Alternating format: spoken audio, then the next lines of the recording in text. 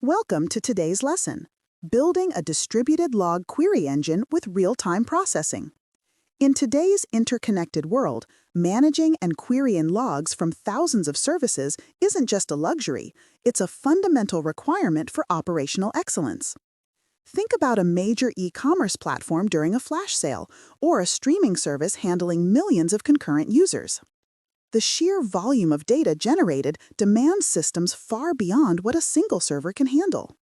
By the end of this session, you'll not only understand why distributed log processing is essential for planet-scale systems, but you'll also gain practical insights into its core architectural patterns.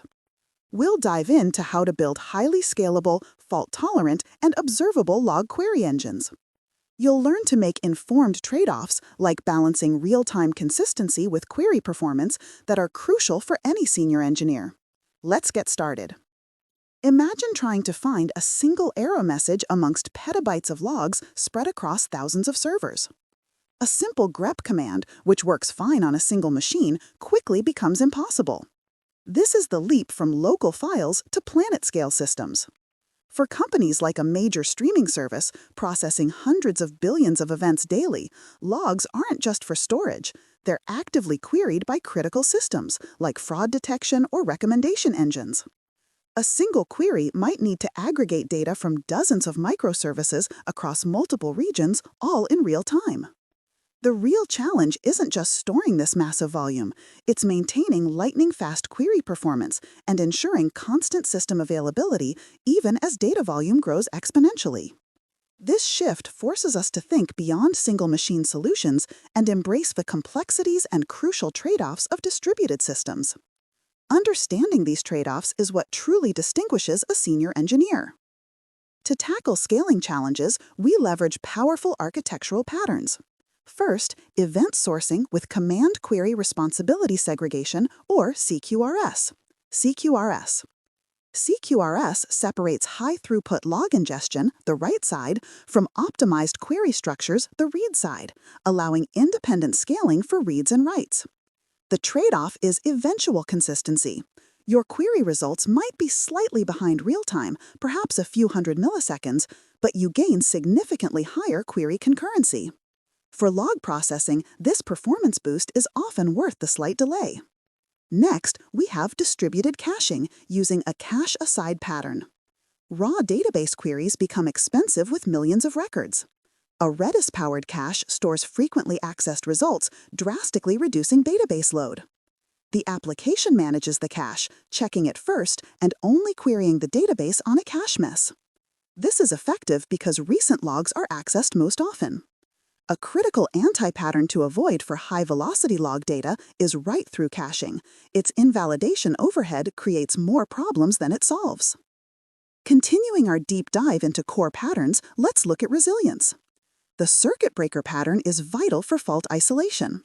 In distributed systems, one slow component can trigger timeouts across everything. A circuit breaker automatically detects failures, opens to prevent resource exhaustion, and offers fast fail responses. When the component recovers, it gradually closes again. This protects your system from cascading failures, much like a protective fuse in an electrical circuit. Then there's asynchronous processing with guaranteed delivery, often achieved with systems like Kafka. This producer-consumer model ensures log processing continues even if downstream services are temporarily unavailable. It includes features like at least once delivery and dead letter queues for problematic messages, allowing you to decouple ingestion rate from processing rate. Kafka acts as a crucial buffer during traffic spikes, preventing data loss. Finally, distributed observability is non-negotiable for production systems. This involves propagating correlation IDs across all service boundaries for end-to-end tracing, using structured logging with consistent metadata, and collecting custom metrics that reflect business logic, not infrastructure. Together, these patterns form the backbone of a robust, scalable, and manageable distributed log query engine. We've covered a lot today. To recap, we started by understanding why distributed log processing is essential for handling the immense data volumes of modern planet-scale systems. You've learned about core architectural patterns like CQRS for separating reads and writes, distributed caching to boost query performance, the circuit breaker pattern for fault isolation, and asynchronous processing for guaranteed delivery and decoupling. We also emphasized the critical role of distributed observability in understanding system behavior. A recurring theme throughout our discussion has been the importance of making informed trade-offs, especially between immediate consistency and overall system throughput and query performance. These are the decisions that truly define a robust distributed system.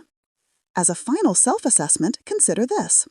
Given the architecture we've discussed, how would you design a data retention policy for this log query engine to manage storage costs and compliance while still ensuring critical logs are available when needed? Think about the implications for caching and indexing. Thank you for joining this lesson. Keep building and experimenting.